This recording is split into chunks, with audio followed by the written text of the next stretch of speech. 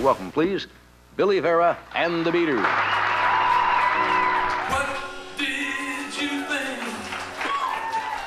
I would do at this moment? Hi, it's Rick Stewart. I'm here for Blues Center interview number 7 with Billy Vera. Good to see you. Last time we did an interview, it was 21 years ago, and we talked about Specialty Records in New Orleans, which was Art Roop's operation. He recorded both L.A. and New Orleans. I just saw Art Roop. I took him to lunch up in Santa Barbara for his 100th birthday. Wow. Yeah. You know what? He's sharper than you and me put together. Look for him on a future Blues Center interview. Once Fats Domino started to hit, he wanted to explore New Orleans. He held auditions in a studio at Cosimo. He was just about to pack up and go home. And this little guy comes in, and there's tears in his eyes. Oh, please, Mr. Roop, please listen to me. And it was Lloyd Price and Lawdy Miss Claudie. And of course, that became a gigantic hit. His distributor told him a lot of black housekeepers were coming in to request 2 copies, one for their employer's teenage kid and one for themselves.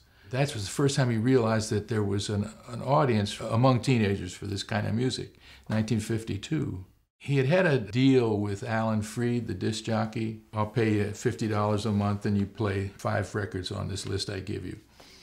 And then Freed tried to hustle him to switch distributors to one that he was starting up with his brother Dave Freed. And Roop didn't go for that. So Freed stopped playing his records. From 53 to 55, when Art put out Tutti Frutti, and then he had to play that.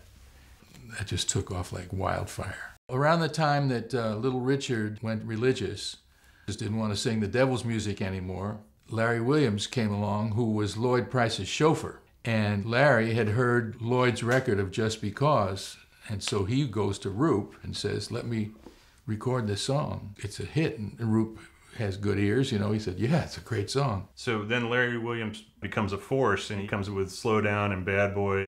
Boney Maroney, you know. Yeah, Dizzy Miss Lizzie. So the Beatles and John Lennon in particular had a huge fixation. Yeah. So maybe 4 or 5 different tracks of Larry Williams. Larry was a great songwriter, and on the side he was a pimp and a dope dealer. Of course, that's how he met his demise. You know, he was found dead in his Rolls Royce in front of his house one day.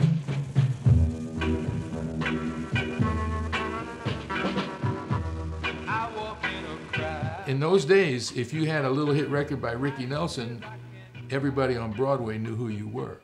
So the first song I ever took to a publisher became a chart record, Mean Old World. I first became known performing at the Apollo Theater in Harlem, and my first hits with Judy Clay were popular rhythm and blues records. And unlike most records which broke outside of New York, our records broke in New York. And so we were beloved in Harlem. The great thing I learned about having a #1 record by a big star like Dolly Parton is every 5 years, the best of Dolly Parton, the essential Dolly Parton, the greatest of Dolly Parton. It becomes a perennial.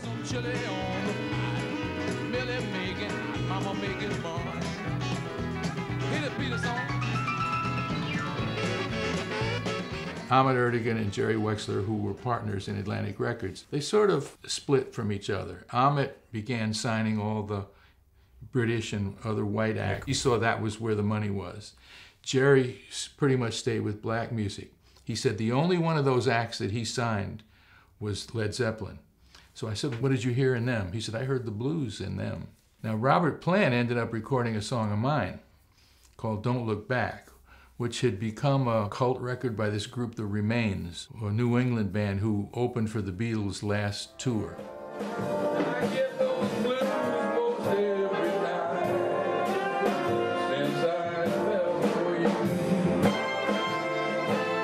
Yeah. So I want to thank you, Billy Vera, for coming by. Blues Center interview number 7. Thanks, it was a pleasure to be here. How long have you been at this? Oh, about 1927, I think. I used to watch when Franny Giordano was on this show, and Justine Corelli. We are in our 35th year. You can't be that old.